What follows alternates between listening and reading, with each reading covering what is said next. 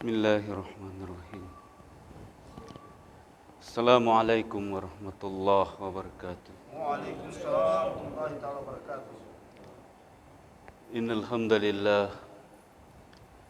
Innal hamdalillahi nahmaduhu wa nasta'inuhu wa nastaghfiruh wa nu'minu bihi wa nutawakkalu alaihi wa na'udzu billahi min syururi anfusina wa min sayyiati a'malina.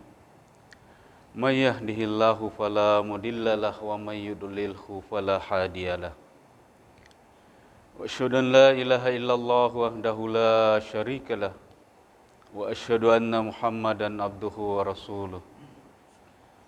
Allahumma salli ala sayyidina Muhammad wa ala alihi wa ashabihi ajmain, amma ba'd. Alhamdulillah, Bapak-bapak jamaah maghrib yang sama-sama dirahmati Allah Subhanahu wa taala. Bersyukurlah kita kepada Allah Subhanahu wa taala dengan kasih sayang Allah, taufik dan hidayah daripada Allah Subhanahu wa taala, sehingga kita telah mampu melaksanakan salah satu kewajiban kita selaku hamba Allah, yaitu salat maghrib sebagaimana yang dicontohkan oleh baginda Nabi sallallahu alaihi wasallam dengan berjemaah. Lanjut daripada itu, senantiasa kita juga berselawat kepada junjungan Nabiullah Muhammad sallallahu alaihi wasallam.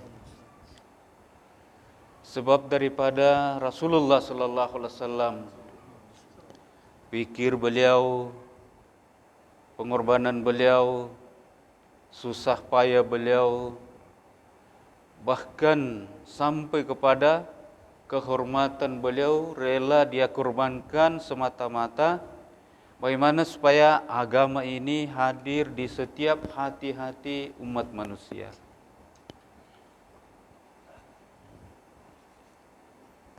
Jamaah maghrib yang dirahmati Allah Subhanahu wa taala. Allah Subhanahu wa taala menghadirkan kita di atas muka bumi ini adalah maksud yang besar. Maksud atas agamanya Allah Subhanahu wa taala. Bagaimana supaya agama ini berkesinambungan, berlanjut sampai datangnya hari kiamat. Maka itulah maksud Allah hadirkan kita sebagai umatnya Rasulullah sallallahu alaihi wasallam. Sebab umat ini, hadirin yang mulia, adalah umat yang terbaik yang pernah Allah Subhanahu wa taala hantar di atas muka bumi ini. Umat Rasulullah sallallahu alaihi wasallam ini adalah umat yang termulia, yang mana sering disampaikan ulama kita, tidak akan masuk ke dalam surga nabi-nabi terdahulu sebelum Nabi kita Muhammad sallallahu alaihi wasallam duluan masuk ke dalam surga. Dan tidak akan masuk ke dalam surga umat-umat terdahulu sebelum daripada umatnya Rasulullah sallallahu alaihi wasallam duluan masuk ke dalam surga. Kita ini hadirin yang mulia. Jadi umat ini kata ulama adalah umat yang datang belakang tapi nomor satu masuk ke dalam surga. Sebab umat ini Allah Subhanahu wa taala persiapkan sebagai pelanjut daripada risalahnya Rasulullah sallallahu alaihi wasallam. Walaupun dari berbagai, hadirin yang mulia, berbagai keterbatasan, terbatas, pendek dari segi umur, fisiknya juga tidak seperti mana umatnya Nabi Adam alaihissalam, Umatnya Nabi Musa yang begitu besar fisik mereka. Umat ini biasa saja, kecil hadirin yang mulia. Tapi umat ini disiapkan oleh Allah Subhanahu wa taala sebagai pelanjut daripada risalahnya Rasulullah SAW. Maka hari ini kata ulama, inilah yang membuat umat ini terbaik di sisi Allah Ta'ala. Karena dia ada tanggung jawab agama, tanggung jawab nubuah, tanggung jawab menyampaikan agama. Dan umat ini laki perempuan semua bertanggung jawab. Diberikan amanah oleh Allah Subhanahu wa taala bagaimana supaya agama ini berkesinambungan, berlanjut sampai datangnya hari kiamat. Sehingga hadirin yang mulia, dalam sejarah bagaimana kehidupan sahabat, ulama-ulama kita jelaskan, sahabat-sahabat ini tidak semua orang alim hadirin. Tidak semua sahabat ini alim dalam perkara agama. Biasa saja, ilmu mereka juga biasa saja. Memang sebagian sahabat, kata ulama kita, adalah orang-orang alim, seperti mana Ibnu Abbas radhiyallahu an, Ibnu Mas'ud radhiyallahu an. Ini adalah orang-orang alim di kalangan sahabat. Tapi pada umumnya kata ulama kita, sahabat ini adalah terbatas dalam pemahaman agama mereka. Tetapi hadirin yang mulia, Masya Allah, dalam sejarah, bahkan ulama jelaskan jelas sekali di dalam Al-Quran bahwa seluruh sahabat ini telah diridhoi oleh Allah Subhanahu wa taala. Was-sabiqunal awwalun minal muhajirin wal ansar walladzina tabauhum bi ihsan radhiyallahu anhu wa radu'an. Inilah sahabat tadi. Seluruh sahabat, kurang lebih 124.000 sahabat ini, Masya Allah, orang-orang yang diridhoi oleh Allah Subhanahu. Sehingga hadirin yang mulia, karena begitu mereka sungguh-sungguh atas agama, memperjuangkan agama, maka dalam sejarah ulama jelaskan kuburan-kuburan sahabat yang ada di sekitar Jazirah Arab kurang lebih hanya 10.000 saja. Padahal jumlah sahabat ini kurang lebih 124.000. Maknanya hadirin yang mulia, kurang lebih 114.000 ini adalah tersebar di seluruh penjuru alam ini. Kenapa mereka tersebar? Karena mereka menyampaikan agama, mendakwahkan agama, membawa ini agama ke pelosok-pelosok negeri, penjuru-penjuru dunia ini. Bahkan sampai di Aceh sana, dalam sejarah dikatakan bahwa di Aceh sana ada kuburan sahabat. Sehingga sampailah Islam ke negara kita, ke negeri kita hadirin yang mulia. Ini daripada pengorbanan sahabat. Yang dahulu hadirin yang mulia, fasilitas terbatas, segalanya serba terbatas. Kapal tidak seperti pada hari ini, dengan pesawat cepat saja kita sampai suatu tempat. Tapi sahabat, Masya Allah, dengan penuh mujahadah, pengorbanan. Tapi karena semangat yang kuat dalam diri sahabat ini, mengemban amanah daripada Allah Ta'ala, maka apa yang terjadi hari yang mulia, 114.000 kurang lebih sahabat ini tersebar kuburan-kuburan mereka di seluruh penjuru dunia. Sa'ad bin Abi Waqqas dengan pasukan beliau ada di daratan Cina, di negeri Cina kuburan mereka. Abu Ayyub Al-Ansari dengan pasukannya ada di Istanbul, Turki hadirin. Menyebar sahabat sampai hadirin yang mulia, karena begitu sungguh-sungguhnya sahabat, sehingga di zaman Khalifah Umar radhiyallahu an, maka 2/3 bumi ini dalam kendali orang-orang Islam hadirin. Dibawa kendali, dibawa kekuasaan orang Islam. Di zaman Khalifah Umar radhiyallahu anhu. 2/3 hadirin. Ulama kita katakan, kenapa Pak? Hanya 2/3? Kenapa tidak seluruhnya? Karena ulama jelaskan, karena pada waktu itu baru 2/3 bumi ini dihuni oleh manusia hadirin. Sekiranya seluruhnya hadirin yang mulia telah terhuni bumi ini oleh manusia, maka hadirin yang mulia niscaya sahabat telah sampai hadirin yang mulia kepada seluruh manusia tersebut. Maka inilah yang ada dalam benak kita hari ini. Bagaimana kita juga menapak tilas mereka, perjuangan, pengorbanan mereka hadirin. Semangat mereka dalam mengemban amanah agama. Karena ini adalah tanggung jawab kita. Dan ini adalah kemuliaan kita. Ini adalah kemuliaan umat akhir zaman.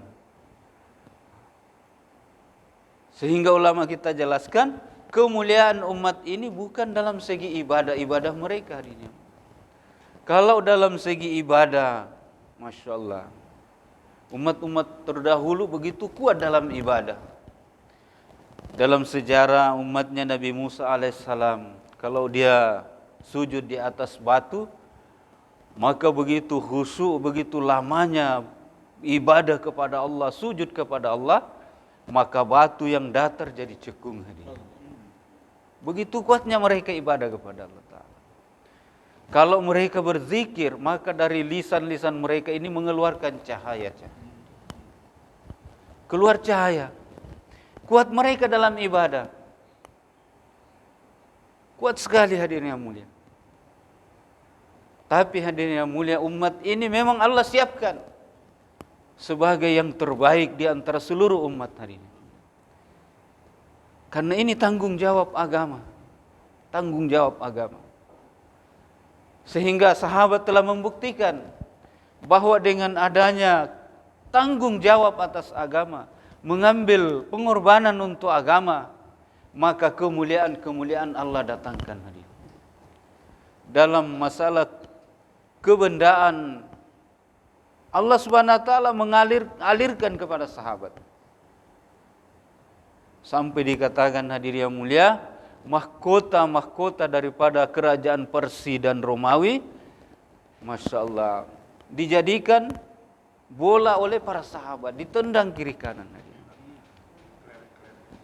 Begitu mulia hadirin.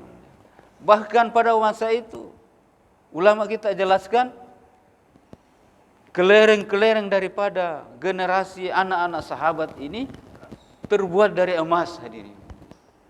Kemakmuran.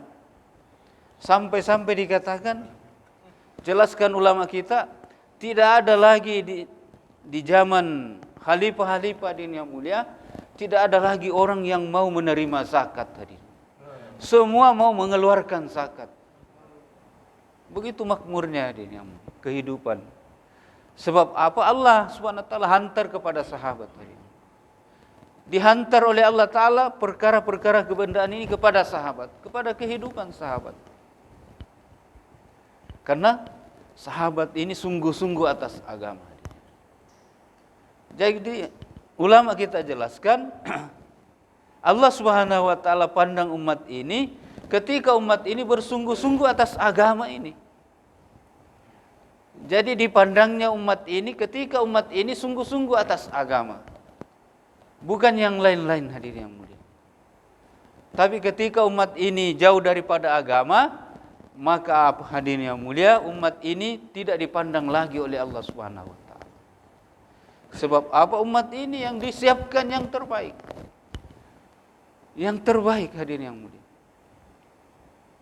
Maka hadirin dimuliakan oleh Allah Subhanahu wa taala, karena begitu sahabat sungguh-sungguh atas agama, pengorbanan atas agama, maka dengan kesungguhan mereka, agama ini tersebar hadirin. Agama tersebar. Sampai hadirin di zaman Fatu Makkah, Hindun, orang yang begitu benci kepada Islam, tidak suka kepada Islam, tapi terjadi Fatu Makkah, maka dia pun juga masuk ke dalam Islam, hadirin yang mulia. Masuk ke dalam Islam. Sehingga ulama kita katakan ketika ditanya, kenapa kamu masuk dalam Islam? Maka Hindun katakan, bukan saya yang masuk ke dalam Islam, tapi Islamlah yang telah masuk ke dalam diri saya. Jadi hidayah tersebar, hadirin yang mulia. Karena apa? Kesungguhan untuk agama, memperjuangkan agama. Maka hari ini pun akan terjadi seperti itu, hadirin yang mulia. Generasi sekarang ini ketika bersungguh-sungguh mengorbankan diri, waktu, harta mereka untuk agama, maka hidayah ini akan Allah sebar, hadirin. Kepada orang-orang yang benci Islam, orang berbondong-bondong masuk ke dalam Islam. Orang Islamnya semakin bersemangat mengamalkan Islam. Semakin bersemangat. Tapi hadirin yang mulia, ketika umat ini belum lagi bergerak, belum lagi bersungguh-sungguh memperjuangkan agama, maka hadirin yang mulia, orang Islam ini masih malu-malu mengamalkan Islam itu sendiri. Masih malu-malu. Apalagi orang di luar Islam mau masuk ke dalam Islam, belum lagi ada jaminan. Orang Islamnya saja tidak bersemangat mengamalkan Islam, bagaimana orang di luar Islam masuk ke dalam Islam? Maka inilah usaha kita hari ini. Bagaimana kita buat usaha, buat pengorbanan atas agama, sehingga hadirin yang mulia suatu masa, kalau belum lagi kita dapatkan, maka yakinlah bahwa suatu masa generasi kita, anak kita, cucu kita, cicit kita, generasi ke belakang ini akan mendapatkan namanya kemakmuran dalam beragama, hadirin. Kemakmuran dalam beragama. Maka ulama kita katakan, kita ini hari ini adalah menanam saham untuk generasi, hadirin. Untuk generasi kita. Kalau kita yang belum lagi dapatkan, maka yakin bahwa suatu masa generasi kita ini akan dapatnya kemakmuran ini Islam, hadirin. Itu suatu keyakinan kita, hadirin. Karena apa? Setiap ada gerakan dalam perkara agama sesuai dengan yang dicontohkan oleh Rasulullah dan sahabat, maka di situ ada hidayah daripada Allah Ta'ala. Kita tidak tahu hari ini kita bergerak di Makassar, memperjuangkan agama, belajar berkorban untuk agama, maka Allah akan turunkan hidayah di Eropa, orang akan masuk dalam Islam. Di Amerika orang akan masuk Islam. Di Rusia sana orang masuk Islam, berbondong-bondong masuk ke dalam Islam. Sebab apa? Ada orang yang berusaha, ada orang yang bergerak membawa ini agama, menyampaikan agama, mendakwakan agama, maka Allah SWT sebarkan hidayah. Karena itu syaratnya kata ulama, gerak maka hidayah turun, hadirin. Gerak hidayah turun. Kalau agama ini tidak digerakkan, kata ulama kita, maka ibaratnya seperti air yang tidak bergerak, hadirin. Kalau air yang diam di suatu tempat, maka lama-kelamaan akan bau, hadirin. Bau busuk. Semua orang tidak suka. Orang lewat, semua orang mau ambil manfaatnya, tidak ada sama sekali. Tapi coba air yang bergerak, air sungai, kita lihat. Semua orang bisa ambil manfaat. Karena air itu bergerak. Semua orang yang dilewati sungai tersebut ambil manfaat. Dipakai untuk pengairan, persawahan, perkebunan, keperluan sehari-hari. Air minum, semua bisa dihasilkan daripada air sungai yang bergerak tadi, hadirin. Tapi kalau diam dia, maka akan busuk, hadirin. Akan kumpul bangkai di situ. Tidak ada bisa dimanfaatkan. Maka ini kata ulama, agama itu seperti ini, hadirin. Agama Islam ini seperti ibaratnya air. Hari ini karena agama ini adalah hak, maka apa yang terjadi ketika hak ini bergerak, maka batil akan tertindas, hadirin. Dia akan dilindas oleh yang hak. maka lambat laun dengan bergerak terus ini agama, digerakkan ini agama, maka hadirin yang mulia yang nampak ke permukaan suatu masa ini adalah kebenaran hadirin yang mulia. Agama ini akan nampak di permukaan. Kebatilan ini akan tergilas dengan sendirinya hadirin. Dan bahkan ulama katakan ibaratnya seperti di tengah gelap gulita ada satu orang yang datang membawa lilin hadirin. Kalau di sini gelap, masjid suasana mati lampu, begitu gelap hadirin yang mulia. Kita tidak saling mengenal satu dengan yang lain. Tapi begitu ada orang yang nyalakan lilin, maka kita sudah mau bisa melihat, oh ini si A, oh ini si B, warna pakaiannya begini dan lain sebagainya. Maka itu hadirin yang mulia, agama ini adalah hak. Ulama kita katakan, agama ini adalah hak. Cuma hari ini agama ini belum lagi bergerak di kemana-mana. Sehingga seolah-olah masih hadirin yang mulia, masih samar-samar. Yang nampak malah kebatilan. Karena apa? Kebatilan yang kuat bergerak. Masya Allah, awal-awal dulu biasa dijelaskan ulama kita. Orang yang tidak kenal agama masuk ke Indonesia, dia hanya berjalan dengan memakai anting-anting, kasih robek-robek celananya, terus berjalan saja. Dia tidak bicara, tapi dia berjalan. Tapi apa yang terjadi? Lambat laun generasi kita mengikuti keadaan seperti itu. Hadirin yang mulia, dia tidak bicara, bergerak saja. Maka inilah hadirin yang mulia. Padahal ini adalah sesuatu yang batil hadirin yang mulia. Sementara agama ini adalah sesuatu yang hak. Cuma karena hari ini masih diam di mana-mana. Di mana diam kata ulama kita? Masih diam di kampus-kampus agama. Agama ini didiamkan di sana, diseminarkan hanya di sana. Di pondok-pondok pesantren di sana didiamkan. Tidak digerakkan, tidak ada yang bergerak kemana-mana menyampaikan agama hadirin yang mulia. Maka agama ini seolah-olah jadi asing hadirin. Maka inilah hadirin yang mulia usaha dakwah tabligh ini, arahnya seperti itu. Belajar bergerak, membawa cahaya, membawa agama, membawa cahaya hidayah. Maka insya Allah hidayah ini akan tersebar kemana-mana hadirin yang mulia. Seperti mana di zaman sahabat, orang yang benci sekali Islam pun akan masuk juga ke dalam Islam hadirin. Kalau kita kuat bergerak, maka hari ini hadirin yang mulia, Masya Allah, belum lagi sebanding orang yang bergerak dengan keadaan umat hari ini. Maka dibutuhkan lebih banyak lagi dan lebih semangat lagi, menambah waktu lagi, menambah pengorbanan lagi untuk bergerak lebih jauh lagi hadirin yang mulia.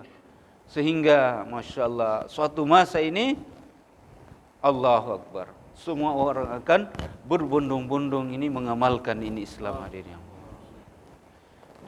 Di hadapan kita ini ada istimewa besar hadirin yang mulia. Di Indonesia ini akan dibuat pertemuan istimewa Agustus, pertemuan orang Islam Agustus di Magelang. Awal Agustus hadirin yang mulia akan dibuat pertemuan orang Islam seluruh Indonesia dan dihadiri oleh berbagai ulama-ulama dari penjuru-penjuru dunia. Akan datang dari negeri-negeri Arab, dari daerah-daerah Hindustan, dari ulama-ulama semua akan datang hadirin. Ulama-ulama dari Asia Tenggara akan datang berkumpul di Magelang. Dan ini adalah pertemuan orang Islam. Dan dari sana nanti akan dikeluarkan rombongan-rombongan yang belajar bergerak membawa cahaya-cahaya hidayah ke berbagai tempat di seluruh Indonesia dan ke luar negeri hadirin. Maka mulai dari sekarang kita siapkan diri kita. Siapkan perbekalan kita. Kurang lebih 2 bulan ke depan masih ada waktu hadirin yang mulia. Itu buat amal-amal di muhalla-muhalla kita. Maqami kita jaga, Masya Allah. Maka insya Allah dengan kita kuatkan amal maqami di muhalla-muhalla kita, maka memudahkan Allah SWT pilih kita untuk berangkat yang lebih jauh lagi hadirin mulia.